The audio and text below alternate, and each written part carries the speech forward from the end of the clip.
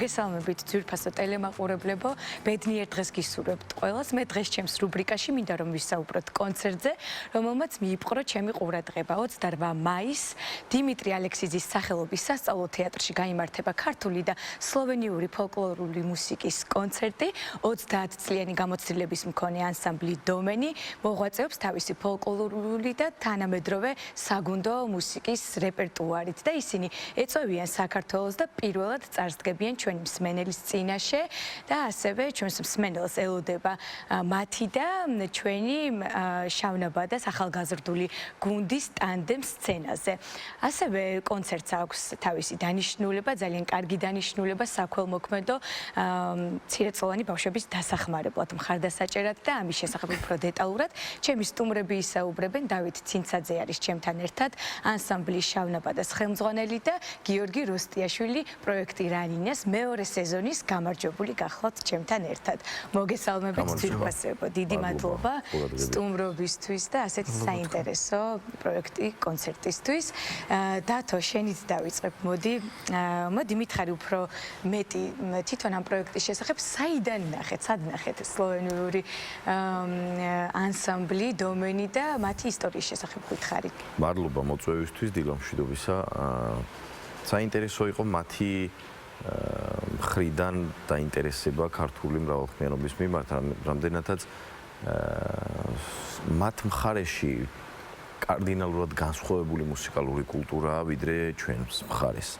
ასე რომ მათ 30 წლიანი მოღვაწეობის განმავლობაში, როგორც ჩანს, გაუჩნდათ სურვილი, რომ კიდევ და კიდევ ახალი შემეცნებები და ახალი სახელოვნებო სივრცეებში შეაღწიოს მათ კულტურამ. რამდენადაც შენ კარგად იციანი, რომ ხელოვნება არის ყოველდღიურობაში, მუდმივობაში მეცადინეობა და სულ რაღაც ახალ-ახალი აღმოჩენებში. სხვა შემთხვევაში ხელოვნება ვერ იარსებებს. ასე რომ ამ 30 წლიან გუნდს, როგორც ჩანს, კარგად აქვს გააზრებული თუ რას ნიშნავს ხელოვნება და კარგად აქვს გააზრებული ქართული მრავალხმიანობა. ისინი მხოლოდ თბილისს არ ეწვივნენ, ისინი გუშინ დავითგარეჯში იმყოფებოდნენ ყაზბეგში. მოკლედ არასრული, მაგრამ ნაწილი ჩვენი ქვეყნის მოიარეს, არაერთი კონცერტი ჩაატარეს, გაეცნო ეს ხალხი ჩვენი კულტურის სხვა მხარეებსაც, მუსიკალური მხარეების გარდა და როცა გაუჩნდათ სურვილი, რომ აი თბილისში კონცერტი სად და ვისთან ერთად შეიძლება ჩავატაროთ, არც რაღაცნაირად ჩვენი მეგობრის დახმარებით შევხმიანდით და გადაწყდა კონცერტი ჩაგვეტარებინა. მთელი ამ კონცერტის ხიბლი არა მხოლოდ მუსიკალურ ნაწილში, არამედ ჩვენთვის კიდევ სხვა დატვირთვა აქვს ამას. ბავშვთა გუნდი შავნაბადადან, როდესაც უკვე ცოტა უფრო წამოიზრდებიან ბავშვები და 16 წლის ზევით ასაკში აღმოჩნდებიან, მათთვის ჩვენ სულ რამდენიმე თვის წინ, შეიძლება ითქვას რამდენიმე თვის წინ შევქმნით გუნდი, ანსამბლი, რომელიც აერთიანებს აი ამ ახალგაზრდებს. იმისთვის, რომ როცა ბავშვობის ასაკი მთავრდება მუსიკის და შემდეგ სად წავიდე და შემდეგ იმდენად დიდია ხოლმე წვეტა, აი ამ წვეტის დროს მე აღარ ხდება დაბრუნება ძირითადად მუსიკაში. ამიტომ თუ მაშინვე დაახვედრებ ადამიანებს იმ პლატფორმას, რომ მათ ბავშვობის ასაკიდან არ მოწყდნენ, თუ კი დიდ პროფესიულ გუნდში არ აღმოჩნდებიან, მცდელობა მაინც ჰქონდეთ, რომ თავიანთი სოციუმი შეიქმნან სივრცე მუსიკის, იქნებ და ამას შემდეგ გამოიღოს მაღალი ღირებულებები ანსამბლის თვალსაზრისით. ასე შეიქმნა დიდი შავნაბადაც, აფხაზეთის სახელმწიფო ანსამბლის შავნაბადაც. ასე რომ დღეს ასეთი ახალგაზრდებიდან შექმნილი გუნდისთვის პირველი კონცერტია, დღევანდელ თქვენს ეთერშიც პირველად იმღერებენ, მათ გიორგი როსტიაშვილი უწევს მუსიკალურ ხელმძღვანელობას, რომელიც არის რანინას მეორე სეზონის გამარჯვებული და ჩვენ ბავშვებთან ერთად აგერ უკვე წლებია იზრდება, დღეს ჩემი სტუდენტია და ძალიან გახარებული ვარ, რომ ესეთი ადამიანი არსებობს ჩვენ გვერდით სამეგობროდ თუ სათანამშრომლოდ. ჩვენს გახარებული ვართ, სავარაუდოდ პირველად ჩაიბარა, ხო, გუნდი ასე ხელმძღვანელის პოზიციაში. პირველი შემთხვევა. ბავშვების მერე პირველად. იცით რა მაინტერესებს? მოდით რომ ამოვწუროთ ეს სლოვენიური ანსამბლი დომენის ისტორია, ხო?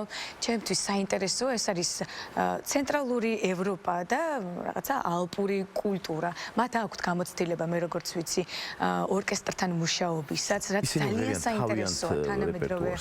კი, ხალხურ სიმღერასაც ვღერიან, თანამედროვე რეპერტუარსაც ვღერიან ორკესტრთან ერთად, სხვადასხვა ქვეყნის ფოლკლორით შეუსრულებიათ, ბევრს მოგზაურობენ და იმდენად პროფესიონალები არიან, როდესაც საუბრობდით მათი მუშაობის სტილზე, მათ პერმანენტური რეპეტიციები ნაკლებად აქვს. ყველა კარგი მუსიკოსია დამოუკიდებლად და პერიოდულად წლებია ერთად არიან და იკრიბებიან და კონცერტებს ატარებენ ხოლმე სხვადასხვა ქვეყანაში და ასეა ჩვენ შემთხვევაშიც.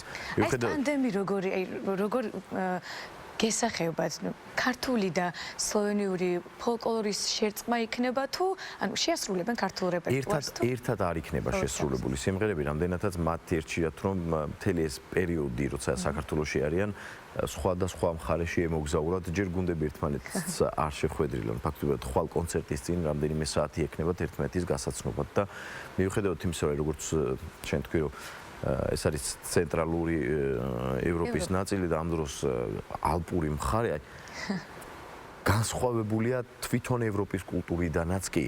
საერთოდ სხვა ღირებულებების მატარებელია და კვეთრად იტყობს, რომ ეს გერმანიიდანაც, საფრანგეთიდანაც განსხვავებული კულტურის მატარებელია, სასიმღერო ნაწილშიც თუ ურთიერთობის თვალსაზრისით, რომ მგონია რომ ამ ჩვენი გუნდისთვისაც საინტერესო იქნება, მათთვისაც საინტერესო იქნება და ვერ ვიტყვით რომ არ ვხედავთ ხვალინდელ ურთიერთობებში რაღაც ურთიერთობის გაღრმავებას და ახალი რეპერტუარის ჩამოყალიბებას თუ გაცვლითი პროგრამებში თანამონაწილეობას.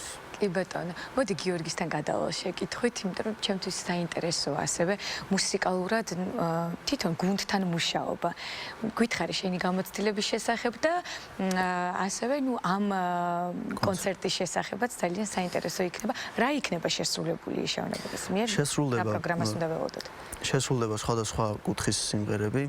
გუნდს რაც შეეხება დაახლოებით 6-7 თვე რაც შევქმენით და გვინდოდა რომ რაღაც საინტერესო შეგვეთავაზებინა ჩვენი ხალხისთვის და რაღაც პატარა წვლილი შეგვეტანა ქართული ხალხური სიმღერის განვითარებისთვის.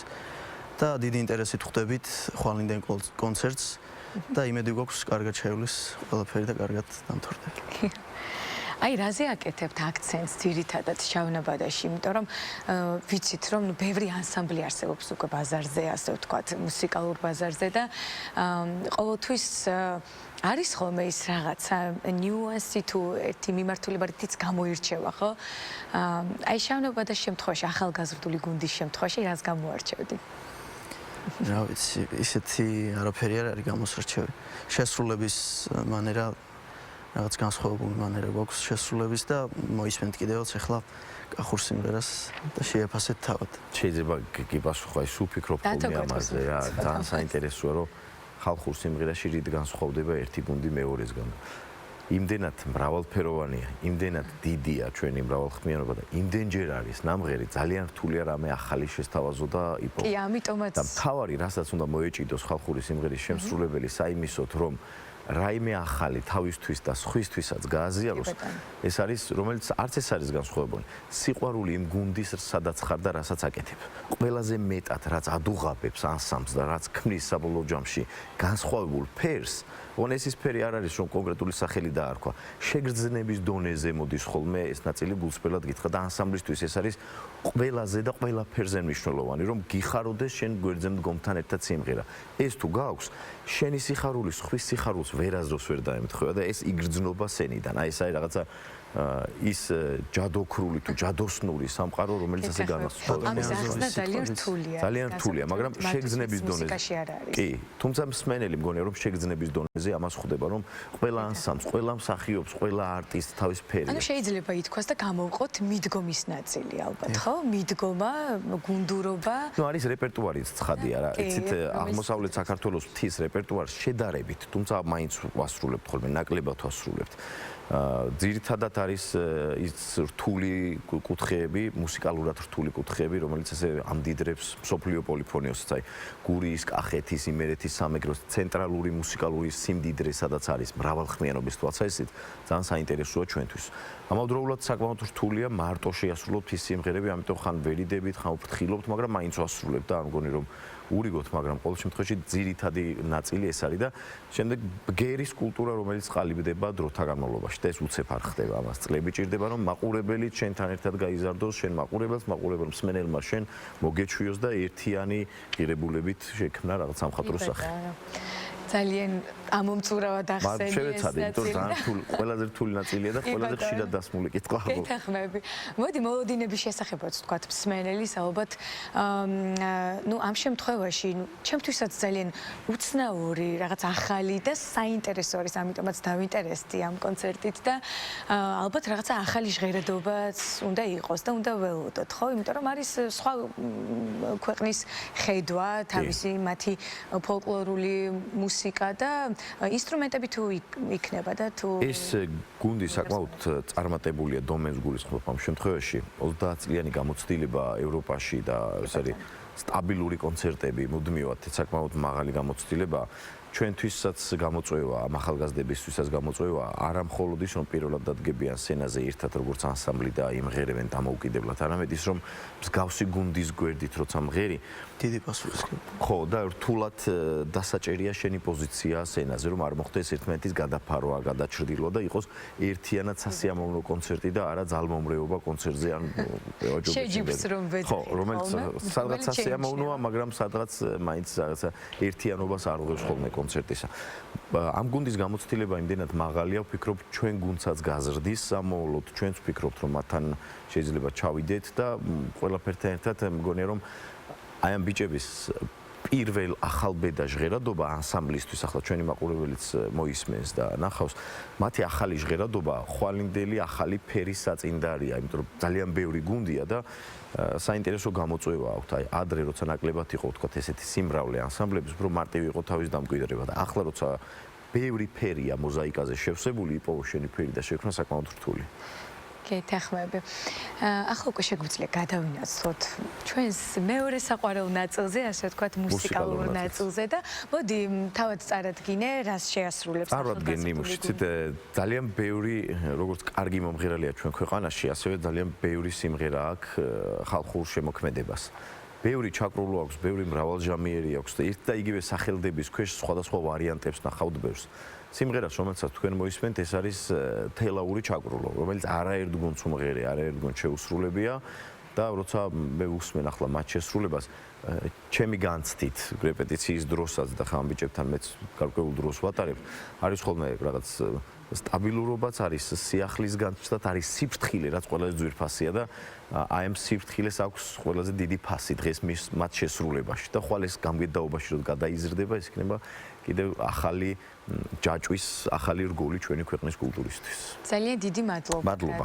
სტუმრობისთვის და მოდი მაშინ მსმენელს დაუტოვოთ მუსიკალური ნომერი, რომელსაც პირველად ახალი დღის ეთერში შეასრულებენ ისინი.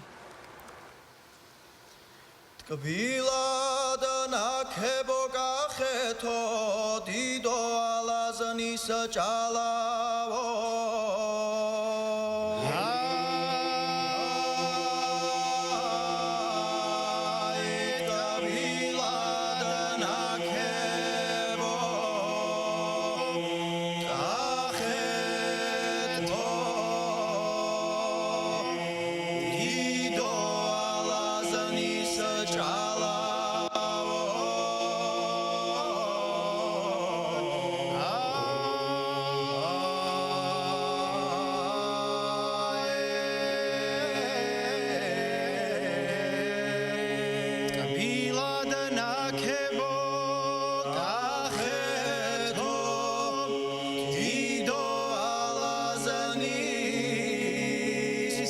Shah